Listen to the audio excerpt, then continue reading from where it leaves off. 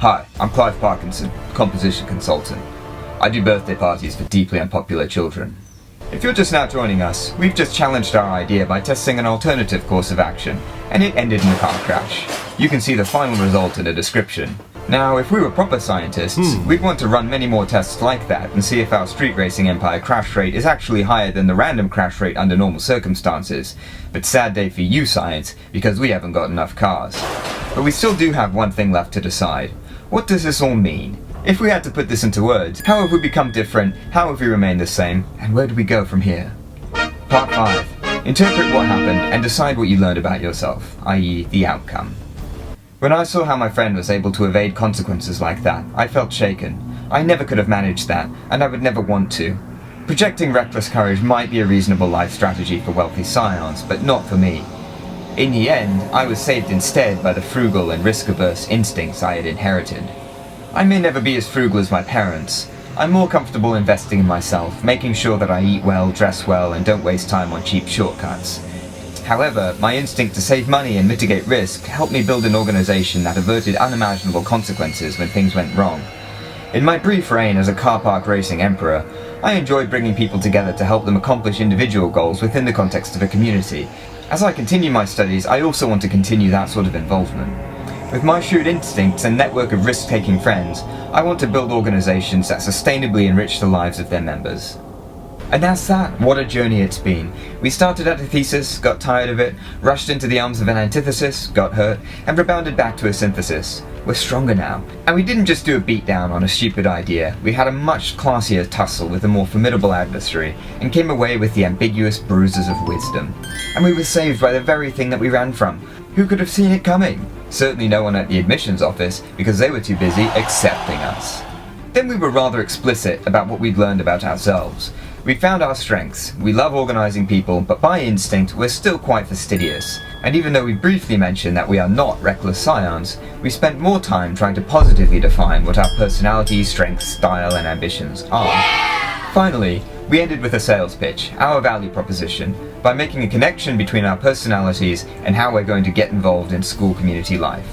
We've shown that we're not going to waste our time charging down paths that don't draw on our strengths. Rather, we're going to look for opportunities that do. With strengths like ours, maybe we'll join the student government and campaign to make some sort of faddish food available in the cafeteria. Maybe we'll take some political science classes and go on to study the law and start a firm that teaches Fortune 500 bosses how to pay their taxes in desert islands. In any case, we're riding the express train to doing what we're good at and making pots of cash. We'll owe it all to our university, and we'll answer our donation emails, and the school will be able to realize its own ambitions of building massive gleaming new football stadiums. When you're writing yours, come to a conclusion about yourself. It's always quite tempting to wind up by saying something trivially true like, I learned that the world is not just a place of black and white, but is in fact made up of myriad shades of grey. Or, helping others can unlock treasure chests of happiness in our hearts. Or sometimes it is best to be analytical, however at other times it may be best to take action. Or some other conclusion about the universe that you picked up at your future tech billionaire training camp. And the problem is, your insights about the world might not be that useful to someone 10 years older than you. Or maybe they are, but you don't have enough space to really develop them properly here. But there is one part of the universe that you know better than anyone else. Yourself. Tell them about it. The best part about drawing a lesson about yourself is that you can't even get it wrong. You might tell me that you feel most alive when you've got two midgets straddling each of your shoulders, gently rubbing your temples and whispering IKEA shelf assembly instructions into your ears, and I really have no choice but to go with you. The second best thing about drawing a lesson about yourself is that it's the whole point of the exercise. Admissions officers don't just want to know that you've discovered how to feed and clean yourself like an adult. They want to know what kind of work style suits you, what sort of environment makes you feel excited and engaged, and how you can use your personal strengths to help a group of people be stronger, better, and have more fun. Sometimes turning a general lesson into a personal lesson is simply a matter of rewording. Instead of saying, there's a light that shines within our hearts when children smile. Try, I'm fascinated with questions of human nature, and I really treasure the insights I've gained from working with young people as they grow and develop. Or instead of, if only we embrace the promise of science and technology, we can put all our political disputes to rest and live in a world of hope, plenty, and opportunity. Try. I feel energized when I can understand the internal mechanics of the world around me, and I love thinking about how we can construct biological and environmental systems to maximize human welfare. Great, you're some sort of an aspiring Bond villain. Whatever bizarre point you want to make it all about you, and there's really no space to disagree. Crisis averted. Define yourself socially. So you've just done a summer program in statistics and you want to be a data analyst. Should you tell them? No, keep that to yourself, bury it deep down inside, and wait all the way until the supplement essays to let it out. If you try to define yourself academically or professionally, you're asking for trouble because you've probably got nothing clever to say. Moreover, really what we want is some insight into how you fit into a society more generally, especially when you're planning your own time, and that is something that you absolutely can know from your high school social life. The point is to try and find some community-level application of your passions and strengths. Why do your friends still call you? Admissions officers want to know how you will fit into the school community. They also want to know that you will find a job one day, and professional engagement starts with community-level engagement. It may comfort you to think that one day the things that you now do with your friends for fun will transform into things that you do for your superiors for survival. But maybe you do feel strongly about defining yourself by an academic strength. Maybe your community life revolves around biology competitions where you have to bioengineer two-headed squirrels and make them fight. That's fine, but for the personal essay, frame your academic strengths as interpersonal strengths. For example, if you're good at physics, you might conclude that you are happiest when you're working with your friends trying to design model rockets and aeroplanes. Or if you're good at English, you might conclude how putting together anthologies of your friends' poetry allows them to feel recognized for their work and driven to improve. Or if you're good at music, then you might talk about how much you love working with friends to arrange and perform original compositions. Do your best to make it look like your friends, because it makes the whole concept of you being a valuable person a lot easier to swallow. Reject a valid alternative. The other classic personal essay conclusion sees the author realizing that they want to go on to help people. Fair enough, helping people is a great way of making them indebted to you or making you feel like you deserve to exist on this earth, and most people are pretty into that. It's not a bad conclusion because it's wrong, it's a bad conclusion about yourself because essentially everyone gets there. To put it another way, it's a useless conclusion because the alternative is inconceivable. If you tell us you want to make the world a better place, we really don't learn anything about you because the alternative, making the world a worse place, is really not an option that a reasonable person would choose. Remember how we talked earlier about self-definition happening when you make decisions that could have gone the other way? That concept is also pretty useful when you're evaluating your conclusion. Essentially, whatever you conclude about yourself, you should make sure that the alternative is also a valid, reasonable conclusion that you or some other reasonable person could have come to. That's what I mean by saying you should reject a valid alternative. What might rejecting a valid alternative look like? Rather than obsessing over hierarchy and decorum, I love working in flexible, uncertain environments with people who are excited about pioneering approaches. And in turn, someone who rejects that alternative might say, rather than trying to purge the world of ancient customs and rebuild it to mirror our unexamined ideals, I want to try and understand the origins and purposes of human traditions. And in turn, someone who rejects that alternative might say, rather than making a career of abstract analysis, I want to help common people understand how global issues affect them and help them get involved in the political process. And in turn, someone who rejects that alternative might say, rather than vie for political power by appealing to narrow group identities, I want to hold myself to high professional standards and work within complex organizations that work to everyone's benefit. And in turn, someone who rejects that alternative might say, rather than obsessing over hierarchy and decorum, I love working in flexible, uncertain environments with people who are excited about pioneering approaches. You'll notice that each of these conclusions frames the rejected alternative rather negatively.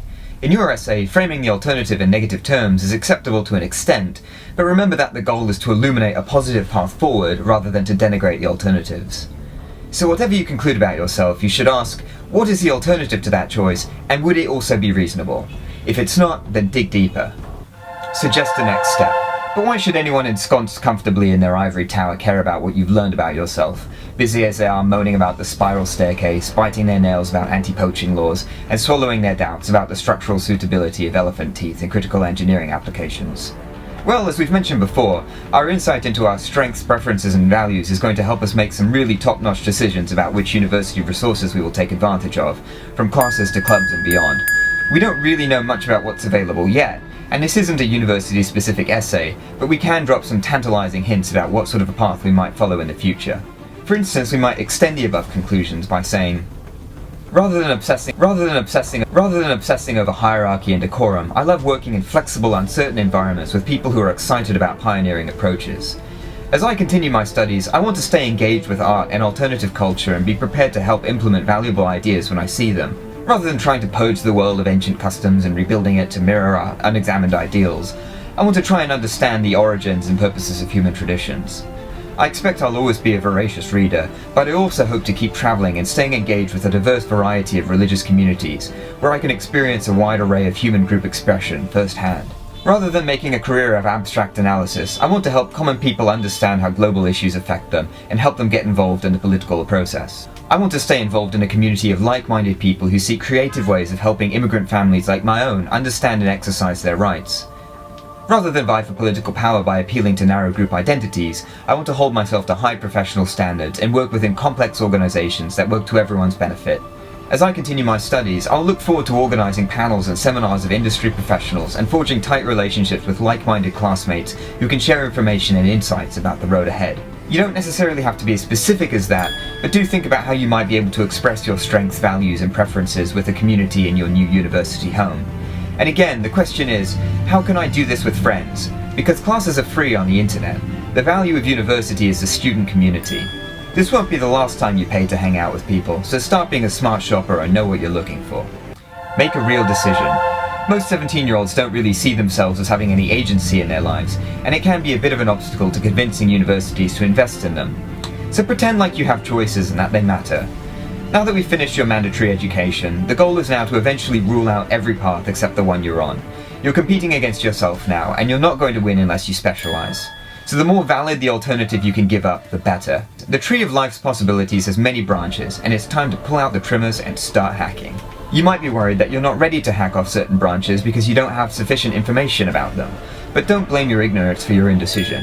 When it comes to who you are and what you want from life, there's no rule against changing your mind, and you probably will change it and should change it many times until it becomes too senile to change anymore and just slowly lapses into a psychedelic fog of nostalgia and racism and reactionary politics.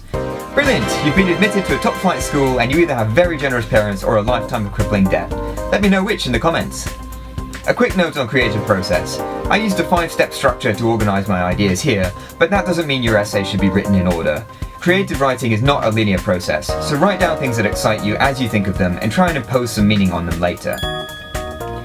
Finally, if you understand the reasoning behind my advice, you don't really need to follow any of it. These points of advice are like training wheels. If you can ride the bike, take them off. Readers will always appreciate a fresh essay, so don't get hung up on format.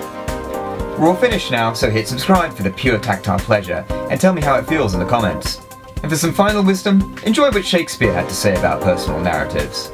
Life is a tale told by an idiot, full of sound and fury, signifying nothing. Godspeed, mother.